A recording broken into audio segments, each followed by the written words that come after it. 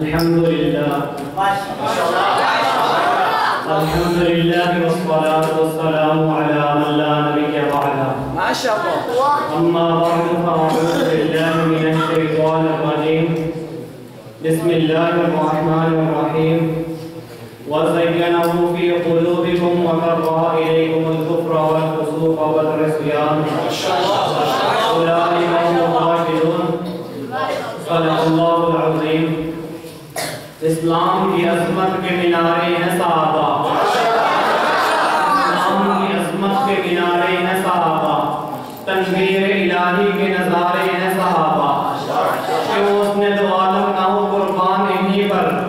کیوں حسن دو عالم نہ ہو قربان انہی پر، گر چاند محمد تو ستارے ہیں صحابہ۔ قابل تکریم و تعظیم صدر محفل حاضرین مجلس،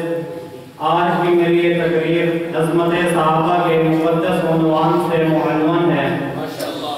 سامعین محترم، تاریخ اسلام کی اساس و بنیاد خشت اولین صحابہ کرام رضوان اللہ تعالی علیہم اجمعین کے مقدس ہاتھوں سے رکھی گئی۔ ملت اسلامیہ کے قوام یہی لوگ ہیں، یہی قرآن کریم کے مخاطب اول ہیں، یہی واجب الاحترام ہستیاں ہیں جن کو نبی کریم صلی اللہ علیہ وسلم سے بلا واسطہ شرف تربیت حاصل ہوا۔ اشاعت اسلام کے داعی و مبلغ ہونے کی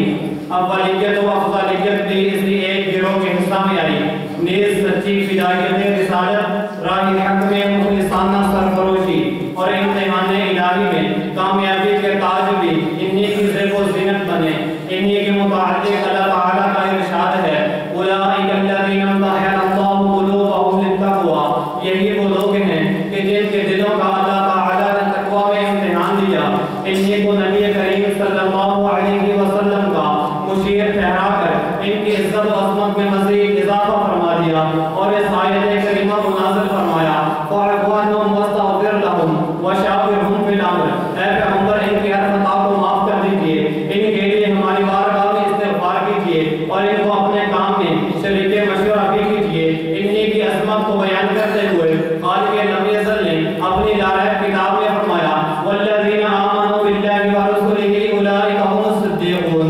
والشہداء عند ربہم لہم اجرہم ونورہم، وہ لوگ جو اللہ اور اس کے رسولوں پر ایمان لائے یہی تو وہ ہیں جو ان کے پروردگار کے نزدیک صدیق اور شہید ہیں، ان کے لیے اجر اور نور ہوگا۔ قرآن مجید میں اللہ تبارک و تعالی نے 750 مقامات پر صحابہ کرام کی عظمت کو بیان فرمایا۔ میں نے یہ چند آیات مبارکہ نمونہ کے طور پر آپ کے سامنے پیش کی۔ قرآن مقدس کے بعد جب میں صحابہ کرام کی عظمت کو جاننے کے لیے آقا دو عالم صلی اللہ علیہ وسلم کے فرامین کو دیکھتا ہوں تو مجھے کسی جگہ آقا دو عالم صلی اللہ علیہ وسلم یہ فرماتے ہوئے نظر آتے ہیں، اصحابی کالنجوم فبأیہم اقتدیتم اہتدیتم، میرے صحابہ ستاروں کی نسل ہیں، ان میں سے جس کی بھی اقتداء کرو گے تو ہدایت پر رہو گے۔ انہی کی منقبت کو رسالت مآب صلی اللہ علیہ وسلم کے ارشاد عالی نے اس طرح اشکارا فرمایا ہے، خیر امت القرن الذی بعثت فیہم، میری امت میں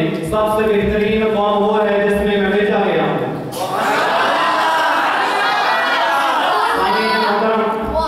صحابہ کرام وہ مقدس جماعت ہے جو رسول اللہ صلی اللہ علیہ وسلم سے بلا واسطہ دین اسلام کو پڑھنے اور سمجھنے والے ہیں۔ اگر صحابہ کرام کو درمیان سے نکال دیا جائے تو محمدی شریعت کی عظمت اور اس کی بلندی شان رفعت ختم ہو جاتی ہے۔ یہ بات میں اپنی طرف سے نہیں کہہ رہا بلکہ یہ بات میرے پیغمبر کی طرف سے فکر سے ثابت ہے کہ جب امام الانبیاء بدر کے میدان میں تشریف لے گئے، آپ کے ساتھ آپ کے 313 رفقا اور ایک روایت کے مطابق 314 رفقا تھے۔ بدر کا میدان ایک گول انڈے کی شکل میں تھا، اس کے متصل ایک ریت کا ٹیلا تھا۔ امام الانبیاء نے فرمایا میری رہائش کا خیمہ اس ٹیلے پر لگا دیا جائے۔ چنانچہ صحابہ کرام نے آپ کے حکم کی تعمیل کرتے ہوئے آپ کے رہائش کا خیمہ اس ٹیلے پر لگا دیا اور امام الانبیاء نے فرمایا میرے اس خیمے کے اندر سوائے صدیق اکبر کے کوئی داخل نہیں ہو سکتا۔ امام الانبیاء نے عشاء کی نماز پڑھی اور خیمہ کے اندر تشریف لے گئے۔ جب رات کے آخری حصہ میں سیدنا صدیق اکبر خیمہ کے اندر گئے تو کیا دیکھتے ہیں کہ پوری کائنات کے انبیاء کا سردار سر فرش خاک پہ رکھ کر رو رہا ہے اور دعا کر رہا ہے اور بار بار یہ आवाज दोहरा रहा है, अल्लाहुम्मा इन तुगलिक हादिहिल अज़ावा ला तुअद्दिर बिल्लाह। ऐ अल्लाह, ये 313 तेरे दरवाजे पे ले आया हूँ, दुश्मन सर पे आन पहुंचा है, तलवारें चमक रही हैं और मैं पूरी कायनात के अंबिया का सरदार सर फर्श खाक पे रख कर रो रहा हूँ और दुआ कर रहा हूँ। ऐ अल्लाह, ये 313 सालों की मेहनत है, ये 313 वो हैं जिन्होंने तपते हुए सहराओं में तेरे दीन को नहीं छोड़ा, ये 313 वो हैं जिन्होंने वो तेरी जगहों में तेरे दीन को नहीं छोड़ा, ये 313